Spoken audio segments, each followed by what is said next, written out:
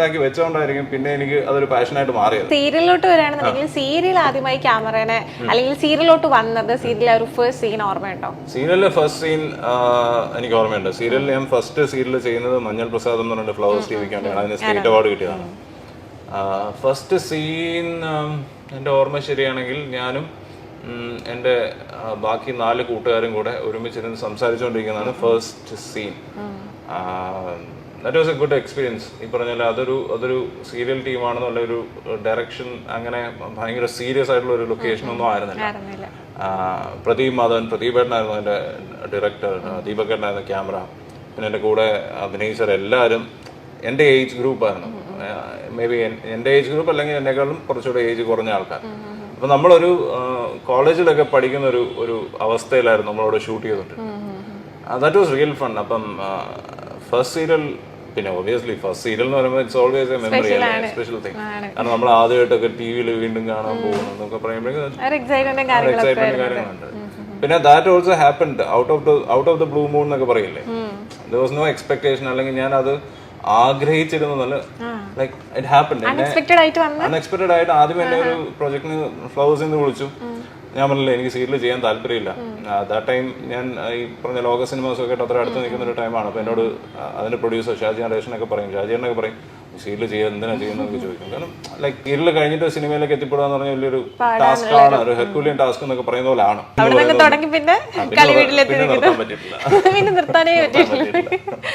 നമുക്ക് കുറെ വിശേഷങ്ങളൊക്കെ ചോദിക്കാൻ ഇപ്പൊ ഓണത്തെ പറ്റിയിട്ടും ഒക്കെ കുറെ വിശേഷം അറിയാനുണ്ട്. പക്ഷെ നമ്മുടെ ഷോയിന്റെ ഫസ്റ്റ് റൗണ്ടിലേക്ക് ഇപ്പൊ പോവാം. ഓക്കെ, നമ്മുടെ ഈ റൗണ്ടിന്റെ പേരെന്താണെന്നറിയോ? പച്ചക്ക് പറയുമ്പോൾ നീല ഡ്രസ് ഇട്ട് പച്ചക്ക് പറയാൻ പച്ചക്കറി. ഇവിടെ കുറച്ച് സ്റ്റേറ്റ്മെന്റ്സ് നമ്മൾ പറയും. അപ്പൊ ആ സ്റ്റേറ്റ്മെന്റ്സിനോട് എന്താണോ പറയാനുള്ളത് ബോൾഡ് ആയിട്ട് അതിനുള്ള ഒരു ആൻസേഴ്സ്. എന്നെ ആൾക്കാർക്ക് പൊതുവെ ഇഷ്ടമില്ലാത്തൊരു കാര്യമാണ് ഞാൻ എല്ലാം പച്ചക്ക് പറയാം. ഞാൻ ഇച്ചിരി സീരിയസ് ആണ് കേട്ടോ. ഞാൻ പച്ചക്ക് പറയാറുണ്ടല്ലേ, അപ്പൊ ഒരു കുഴപ്പമില്ല.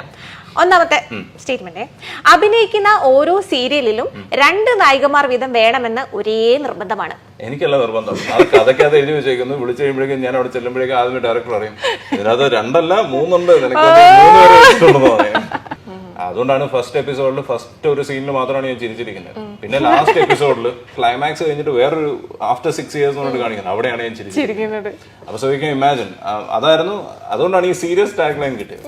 ഓബിയസ്ലി ഇപ്പം വീട്ടുകാർ അറിഞ്ഞൊരു കല്യാണം, വീട്ടുകാർ അറിയാതെ ഇതിനിടയിൽ പെട്ടിരിക്കുന്ന ഒരു നായകൻ, അപ്പൊ അതിന്റെ ആ സ്റ്റോറി ലൈൻ അങ്ങനെയാണ്. അതങ്ങനെ യൂതനൗകയ്ക്കകത്തും ഏകദേശം ഇങ്ങനെയായിരുന്നു. പക്ഷെ അതിൻ്റെ അകത്ത് ഒരു നായിക ആത്മാർത്ഥമായിട്ട് സ്നേഹിക്കുന്ന ഒരു നായിക, മറ്റേത് തലയിൽ വന്ന് വിട്ടുപോകുന്നു, അതിനെ എങ്ങനെയും ഒഴിവാക്കിയിടണം, അതിന് മാക്സിമം ട്രൈ ചെയ്തോണ്ടിരിക്കുന്ന ഒരു അതിന്റെ അത് ഈ പറഞ്ഞ 2 നായകന്മാരെന്നല്ല, ഒരാളോട് വെറുപ്പ് തന്നെയാണ്, അയാളെ അടിച്ചിടുന്ന രീതിയിലാണ്. പിന്നെ തേർഡ് ഇത് കളിവീട് വന്നപ്പോഴേക്കും ഒരു നായികയേ ഉള്ളൂ. ഒരു നായിക എന്ന് പറഞ്ഞാൽ നമ്മുടെ അനു എന്ന് പറഞ്ഞൊരു ക്യാരക്ടറാണ് ഈ അർജുന്റെ പേരായിട്ട് വരുന്നത്. അപ്പൊ അനു എന്ന് പറയുന്നത് അർജുന്റെ മുറപ്പെണ്ണാണ്. പക്ഷെ ഇത് 2 പേരാണ് നിൽക്കുന്നത്. ഒരാള് മറ്റേയാളുടെ പേരിൽ അവിടെ കയറിക്കൂടിയിരിക്കുന്നതാണ്. ഈ ലുക്കും ഭാവവും ഒക്കെ കണ്ടിട്ടാകും മസില് പിടിച്ചിരിക്കുന്ന കഥാപാത്രങ്ങളാണ് നിതിൻ ചേട്ടന് കൂടുതലും കിട്ടിയിട്ടുള്ളത്.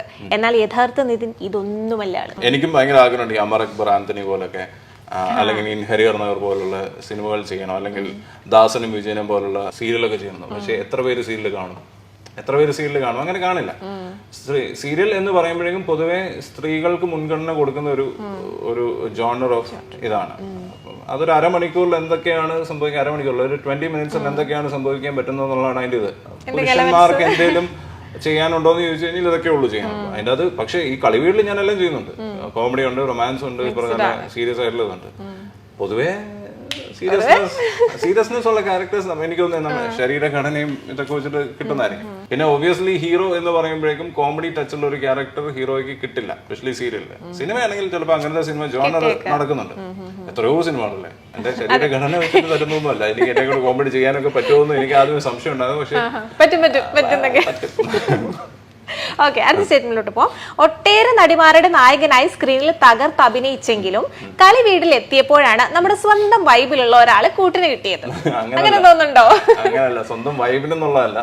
ഈ പറഞ്ഞ പോലെ ഫോർ എക്സാമ്പിൾ ബാക്കി സീരിയലിലൊക്കെ ഹീറോയിൻ എന്ന് പറയുമ്പോഴേക്കും ആണ് പെണ്ണ്. ഇത് റബേക്കയുടെ കാര്യം പറയുമ്പോ അങ്ങനല്ല, ഒരാണും നമ്മൾ എന്തൊക്കെ അങ്ങനെയാണോ അതുപോലാണ്. ഡിഫറൻസ്. അപ്പൊ അതാണ് ആ വൈബിന്റെ ഒരു കാരണം she never consider me as എന്താ പറയാ ഒരു അനദർ ജെൻഡറിൽ വിട്ടുന്ന ഒരാളാണ്, അല്ലെങ്കിൽ you have to stay away, അങ്ങനത്തെ ഒരു ക്യാരക്ടർ അല്ല റബേക്ക. റബേക്ക എല്ലാവരോടും ഇങ്ങനെ ഓടി നടന്ന് കളിച്ചും ചിരിച്ചും നടക്കുന്ന ഒരു ക്യാരക്ടറാണ്. സോ അതിന്റെ ഒരു ഡിഫറൻസ് മാത്രമേ ഉള്ളൂ. ബാക്കിയുള്ള നായികമാരും അങ്ങനെ അല്ലെന്നല്ല ഞാൻ പറയുന്നത്. പക്ഷെ ഒബിയസ്ലി എവിടെയോ ഒരു ഡിഫറൻസ് എന്ന് പറയുന്നത് ബാക്കിയുള്ളവരെ വെച്ച് നോക്കുമ്പോഴേക്കും she's like she's into everything. ഓടി അടക്കം ക്യാമറയുടെ പുറകെ പോയി നിൽക്കണം പറഞ്ഞാലും പോയി നിന്നിട്ടാണെങ്കിൽ ഷൂട്ട് ചെയ്യും. അങ്ങനത്തെ ഒരു ക്യാരക്ടറാണ്. അപ്പൊ അതിന്റെ ഒരു ഡിഫറൻസ് മാത്രമേ ഉള്ളൂ.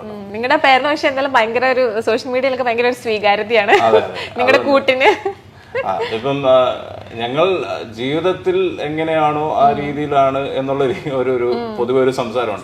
അങ്ങനല്ല, ഞങ്ങൾ പൊതുവെ ജീവിതത്തിൽ നല്ല അടിയാണ്, അങ്ങോട്ടും ഇങ്ങോട്ടും നല്ല അടിയാണ്, നല്ല ഒന്നാമതൊരു അടിയാണ്. തലയൊക്കെ തല്ലി പൊളിച്ചിട്ടുണ്ടോ? തല മാത്രം തല്ലി പൊളിക്കാതെ ബാക്കി ലിറ്ററലി കൈ കിട്ടുന്ന കുപ്പിയൊക്കെ ഒഴിച്ച് കയറി അങ്ങോട്ടും ഇങ്ങോട്ടും. സ്വന്തം പേര് ഇടയ്ക്കിടയ്ക്ക് ഗൂഗിൾ ചെയ്ത് നോക്കാറുണ്ട് ഉണ്ടോ? ഉണ്ട്, ഡെയിലി ഒരു പ്രാവശ്യം നോക്കാറുണ്ടോ? കൊള്ളതാണോ? അപ്പൊ എന്താ ആത്മനിർവൃതിയാണ് അടയുന്നത്? അങ്ങനല്ല, നമ്മളെ പറ്റി എന്താണ് പുതിയ വാർത്തകൾ, എന്താണ് പുതിയതായിട്ട് വന്നിരിക്കുന്നത്. അല്ലല്ല, ഞാൻ I never think about what people say about me. ഞാൻ ഗോസിപ്സിന് നമ്മൾ ബാക്കിയുള്ളവരെ പറ്റി ബാക്കിയുള്ളവർ എന്ത് പറയുന്നു എന്ന് ബോധർ ചെയ്ത് കഴിഞ്ഞാൽ it will really affect us. ഈ സോഷ്യൽ മീഡിയ അല്ലെങ്കിൽ ഫോൺ നമ്മുടെ കയ്യിൽ വന്നതിന് ശേഷം ഈ പറഞ്ഞ മാതിരി നമ്മൾ നമ്മുടെ ജീവിതത്തിൽ നിന്ന് മാറി ബാക്കിയുള്ളവർക്ക് വേണ്ടി ജീവിക്കുന്ന ഒരു അവസ്ഥ ഉണ്ട്. ഫോർ എക്സാമ്പിൾ സുവർണയാണെങ്കിൽ ആദ്യമേ എന്താ നോക്കുക, ഓക്കെ ഇൻസ്റ്റാഗ്രാമിൽ ഒരു സ്റ്റോറി ഇടാം, ഇന്ന് നല്ല ഡ്രസ്സാണ് അല്ലെ, അത് വാട്സപ്പ് സ്റ്റോറി. എന്തിനു വേണ്ടിയാണ്? നമ്മളെ സാറ്റിസ്ഫൈ അല്ല, ബാക്കിയുള്ളവരെ കാണട്ടെ എന്ന് വിചാരിച്ചിട്ടല്ലേ. അപ്പൊ നമ്മൾ ജീവിക്കുന്ന ബാക്കിയുള്ളവർക്കായി പോകുന്നില്ല. ലൈക്ക് ഞാനിപ്പോ സോഷ്യൽ മീഡിയ യൂസ് ചെയ്യുന്നത് ലൈക്ക് ഇതിന്റെ ഒരു പ്രൊഫൈലാണ്. Somebody has to see okay ഇതൊക്കെയാണ് ഞാൻ ചെയ്തിരിക്കുന്ന വർക്ക് എന്നുള്ളത് അറിയാൻ വേണ്ടി മാത്രമാണ് ഞാൻ സോഷ്യൽ മീഡിയ യൂസ് ചെയ്യുന്നത്.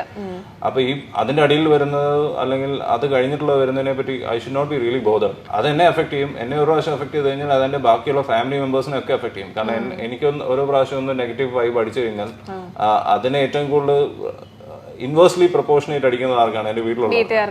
I don't really bother about the gossips.